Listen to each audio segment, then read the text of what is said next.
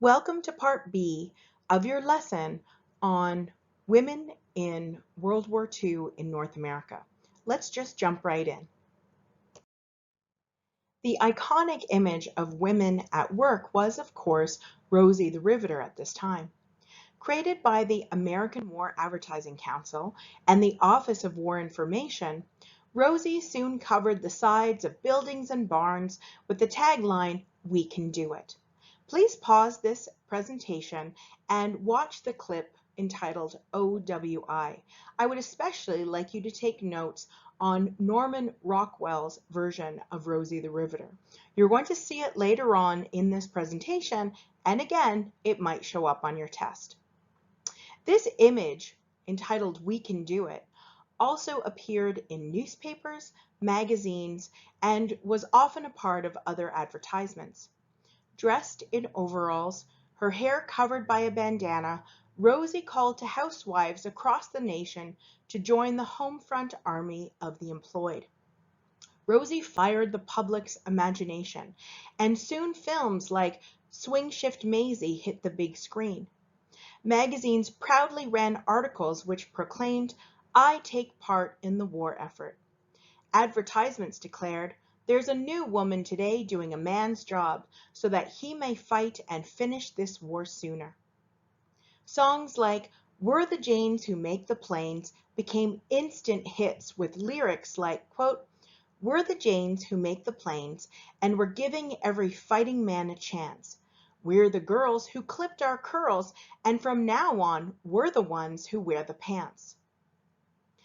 The song Rosie the Riveter, created in 1942, was an instant toe tapper. And when you finish with this slide, I hope you pause this presentation and take a listen. It's an a cappella version, and the brr sign that you hear is supposed to be the sound of the riveter. The OWI believed effective propaganda included highly emotional patriotic appeals. Its campaign developed a feminine dimension, even encouraging the design of special fashions to guarantee that vain women would still look glamorous on the assembly line. You'll notice that in most of these pictures of Rosie the Riveter, she is still wearing lipstick. War recruitment literature and posters stressed a woman's patriotic duty to her country. The more women work, the sooner we'll win. As you saw in an earlier slide, they also played on a woman's sense of loss and her duty to her man. Quote, "Longing won't bring him back sooner. Get a war job."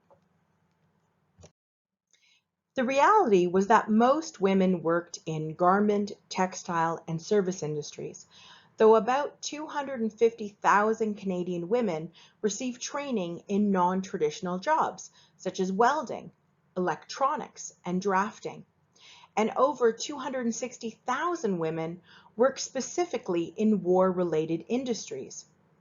They put together aircrafts. They created munitions, essentially producing guns and bullets. Please write this down. When women were trained for these jobs, their training was shorter than men's and less specialized, ensuring it would not translate into long-term employment after the war ended. When women were trained for these jobs, their training was shorter than men's and less specialized, ensuring it would not translate into long-term employment after the war ended. As labor shortages grew, women were admitted in increasing numbers to non-standard work reserved for men. There were many more women who started to become welders or who became involved in shipbuilding. But as well, they were also involved in drafting and even industrial chemistry. Some campaigns compared it to the routine of daily housework. Filling shells was like baking a cake. Working on a factory line making bullets, that was like running a vacuum cleaner. In the US, women replaced men in ordnance plants, shipyards, aircraft factories, and steel mills. and seized new appointments as munitions, scientists, doctors, and attorneys. In 1942, the National War Labor Board, or the NWLB, I'd like you to write this down, ordered equal wages for women who performed work of the same quality and quantity as male laborers. So in 1942, the NWLB ordered equal wages for women who performed work of the same quality and quantity as male laborers. Unfortunately, the equal pay policy was apparently difficult to enforce, so in practice, women continued to draw lower wages than men. Progress was made in unionization. By the end of the war, approximately 3 million women, including racialized women, belonged to unions. This is an increase of more than 12% since 1940. Yet the struggle for women's access to unions, it hadn't ended. They faced prejudice and restricted memberships, and very few women rose to positions of leadership. When it was clear the labor of married women was also needed for the war effort, federal and provincial governments joined forces to provide funding for childcare. The 1942 Wartime Day Nurseries Agreement had Ontario, Quebec, Nova Scotia, New Brunswick, and Saskatchewan sign on to share the costs of daycare with the federal government 50-50. 34 nurseries and special after-school centers were created for children between the ages of 2 and 16. Priority was given to those whose mothers were in wartime industries. Now, initially, daycare centers were staffed by female volunteers as part of their patriotic duty, but eventually the staff started getting paid. Amazingly, the government not only paid for the establishment of daycares in Canada, but undertook a massive educational campaign to convince women that daycares were in fact good for children. To spread this pro-daycare ideology, it was common to see childcare experts arguing for the social benefits of daycare. They claimed, and I'd like you to write this down, daycare was a better place to socialize children and could even prevent juvenile delinquency. Daycare was a better place to socialize children and could even prevent juvenile delinquency. Like other measures enacted during the war, daycare too was a temporary one, unfortunately. In 1946, the shared cost program between the federal government and provincial government ended, with most centers closing soon after. I'd also like you to write this down. Once considered a vital service, after the war they were perceived as dangerous because their mandate was too socialist. Once considered a vital service, after the war they were perceived as dangerous because their mandate was too socialist. Now, daycares did not close without a fight, and there was, in fact, quite an organized daycare movement in existence in Toronto, at least until the early 1950s. In the US, the Lanham Act of 1942 established child care centers in 41 states. The government intended these centers only as an emergency wartime measure, rather than a sign of women's acceptance in the labor force. After the war, the centers were closed or converted to other uses. Please pause this presentation and take a look at the link Wartime Day Nurseries. It is a fantastic clip, and I'd like you to pay special attention as how one woman, I don't even know how to say this to you. Just watch the clip and know that the scene I'm talking about involves rope. Enjoy. Women's traditional role as a consumer also took on a new importance during wartime because of rationing. Since women made up over 80% of the Canadian consumers in this era, they were the ones to see to it that limited goods were distributed fairly. To help control inflation, the Prices and Trade Board set production quotas, maximum prices, froze wages, and even got the NFB involved to create propaganda shorts. Please pause this presentation and watch one of the propaganda shorts. I think you'll be surprised, or at least I was, in the fact that they had a partnership with Disney to create them. The Canadian government also created the Consumers Branch, headed by Chatelaine editor Burnhope Saunders. And Canton talks about Burnhope Saunders on page 253 of your reading for this week. It coordinated local women's groups who made it their responsibility to monitor that price guides were being followed in stores and businesses. The branch organized 10,000 female liaison officers who educated the public and policed government regulations. The Army, Navy, and Air Force each had a women's division. The role of women in the armed forces reveals a similar ambivalence that we have seen with respect to women's participation in paid labor. Between 1941 and 1943, the government established the Canadian Women's Army Corps, CWACs, the Women's Division Royal Canadian Air Force, known as WDs, or the Women's Royal Canadian Naval Service, otherwise known as WRENS. Please write this down. Female officers were never allowed to command men, only other women. Female officers were never allowed to command men, only other women. Although specific duties may have been different, the general experience was similar, so I'm going to focus on women in the Army. World War II was the first time there was a women's section of the Army, although, as you know, Canadian nurses had gone overseas in World War I. CWAC was set up to recruit women into support jobs, so men could be released for other tasks, either tasks that were thought to be highly technical or for actual combat. And a number of women talked proudly about taking over a man's job so that he could go overseas. Campaign slogans reflected this official view, and this one is on your slide.